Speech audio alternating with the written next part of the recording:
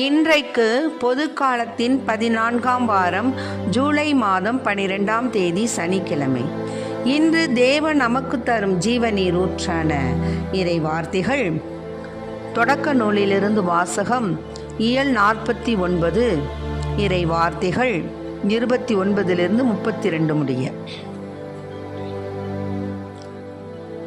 யாக்கோபு தம் புதல்வர்களுக்கு கட்டளைகளை வழங்கி முடித்த பின் தம் கால்களை படுக்கையினுள் மடக்கிக் கொண்டு உயிர் நீத்து தம் இனத்தாருடன் சேர்த்து கொள்ளப்பட்டார்.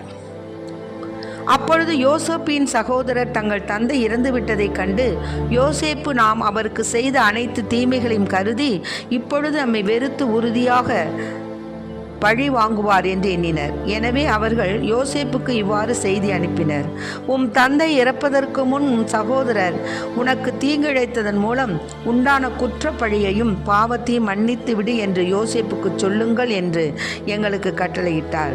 ஆகவே இப்பொழுது உம் தந்தையின் கடவுளுடைய அடியார்களாகிய எங்களின் குற்றப்பழியை மன்னித்தரலும்.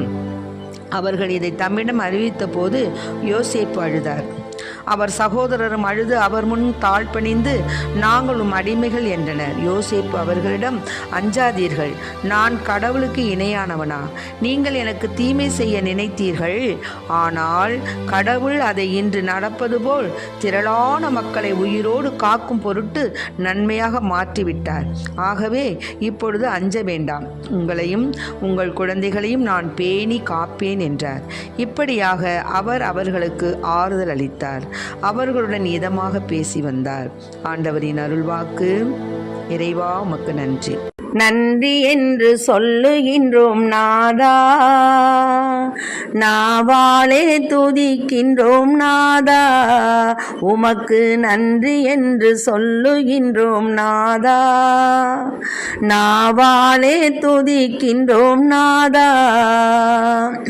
நன்றி இயேசு ராஜா, நன்றி இயேசு ராஜா,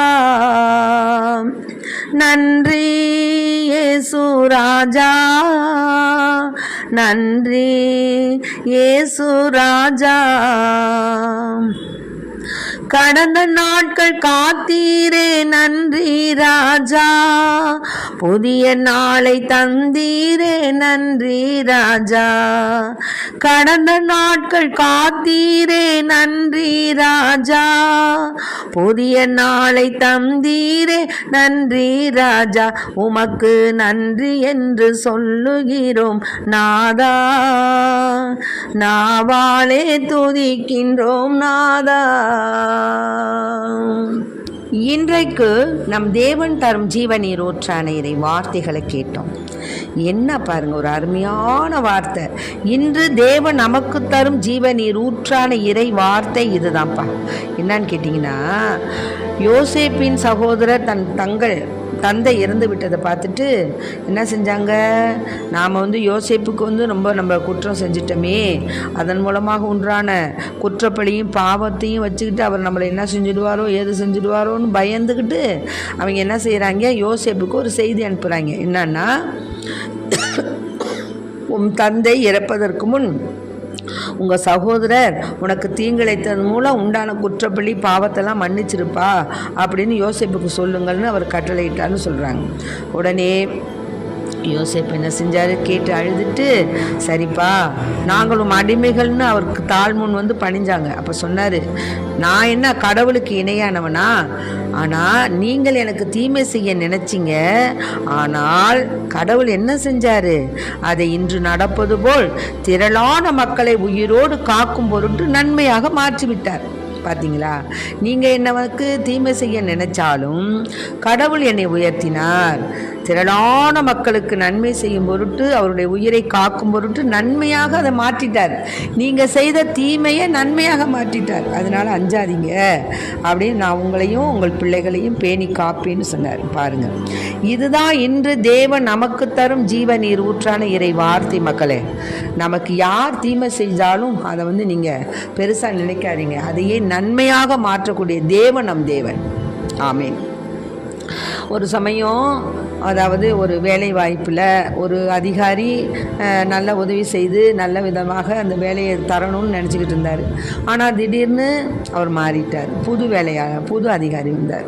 புது அதிகாரி வந்து என்ன செய்ய போகிறாரோ எது செய்ய போகிறாரோ அப்படின்னு நினைக்கும் பொழுது புது அதிகாரி அவரை காட்டில் என்ன செஞ்சார், அதை தன்னுடைய ஒரு சிரத்தையாக கருதி அதை நல்ல முறையில் அந்த வேலை வாய்ப்பை வாங்கி தந்தார் அப்படின்னு ஒருவர் வந்து என்னிடம் வந்து ஜெபம் சொல்லும்போது சொன்னாங்க. அது மாதிரி தான், அதாவது நமக்கு யார் தீமை செய்கிறாங்களோ அந்த தீமை நமக்கு நன்மை தான், அப்படி தான் நம்ம நினச்சிக்கணும். தீமையை நன்மையாக மாற்றக்கூடிய தேவன் நம் தேவன். ஆகவே நமக்கு தீமை செஞ்சிட்டாங்களேன்னு நம்ம அவங்க மேலே காழ்ப்புணர்ச்சி படுறதுல அர்த்தம் இல்லை. அதையே நன்மையாக மாற்றுவதற்காக தான் தேவன் அவர்கள் மூலமாக அந்த தீமையை நமக்கு கொடுத்துருக்கிறாரு. அப்படி தான் நம்ம நினைக்க முடிஞ்சு, மற்றபடி அவங்க மேலே நம்ம காழ்ப்புணர்ச்சி படுறதுல அவசியமே இல்லை. ஆகவே அன்பு பிள்ளைகளை, இன்று தேவன் நமக்கு தரும் ஜீவ நீர் ஊற்றான இறை வார்த்தைகள் யோசேப்பினுடைய அந்த வாழ்க்கையிலிருந்து என்ன சொல்கிறாரு, அஞ்சாதீர்கள், நான் கடவுளுக்கு இணையானவனா, நீங்கள் எனக்கு தீமை செய்ய நினைத்தீர்கள், ஆனால் கடவுள் அதை இன்று நடப்பது போல் திரளான மக்களை உயிரோடு காக்கும் பொருட்டு நன்மையாக மாற்றிவிட்டார். ஆகவே தீமையை நன்மையாக மாற்றக்கூடிய தேவன் நம் தேவன். ஆகவே நமக்கு வரக்கூடிய பிறராலும் சரி வேறு எந்த விதத்திலும் நமக்கு வரக்கூடிய தீமைகள், அவமானங்கள், அவமதிப்புகள் எல்லாவற்றையும் தேவன் நன்மையாக மாற்றுவார் என்ற நம்பிக்கையில் அவர் பாதம் சரணடைவோம். ஆமென். Praise the Lord. மரியே வாழ்க.